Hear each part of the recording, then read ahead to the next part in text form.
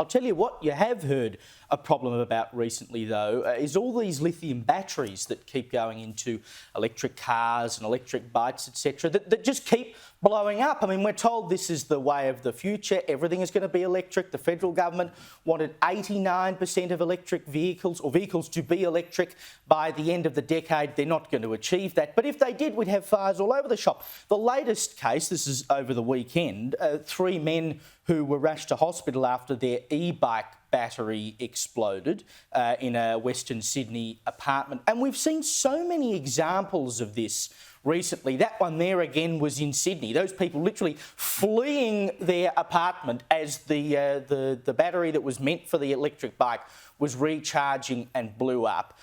The technology clearly at this point in time is not up to scratch, is terribly dangerous. We keep seeing cars exploding on motorways, particularly over in the US where they've been a bit more advanced in terms of getting on board with electric cars, Teslas, etc. I mean, they just seem like firebombs. And isn't the problem not only that these electric vehicles are heavier than a normal combustible engine vehicle, which then means it's worse for the roads, which means you have to replace the asphalt more often, which is bad for the environment. But they're not paying any fuel excise to mend the roads. And then when the cars blow up, all the smoke and whatever that spews out into the atmosphere, that's not good for the environment. All the heavy metals you've got to dig up out of the ground to build these batteries that then blow up, that's not good for the environment. We have been and then the batteries, when they die, we can't recycle them. They just have to go into a graveyard. Also terrible for the environment.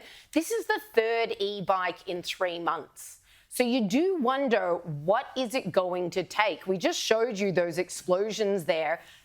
Does it have to have someone be horrifically scarred for life due to one of these fires? Does someone have to die before the government goes, actually having these ticking time bombs? One of those was actually extinguished and then wasn't so extinguished just minutes later as it reburst into flames. Because it's an electrical fire. Exactly. You know? So these are clearly unsafe. How many more times does it have to happen? And what has to happen to some poor soul before the government goes, guess we better do something? Well, I mean, the most recent fire, 3 guys, as you said, Caleb, ended up in hospital. 1 is still in hospital in a serious condition. 100 people were evacuated from the apartment building, which suffered extensive damage.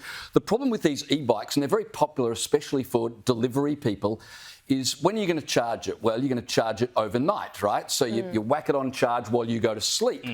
Where are you going to charge it? Well, typically at the front door. You don't wheel it right through your apartment. You put it at the front door, so it becomes a massive fire hazard. What they're doing in New York to try and alleviate this is they've spent $1 million on outdoor charging stations. The problem, though... You have outdoor fires. Yeah, but you can't leave your e-bike in New York to charge because when you come back, it'll be gone.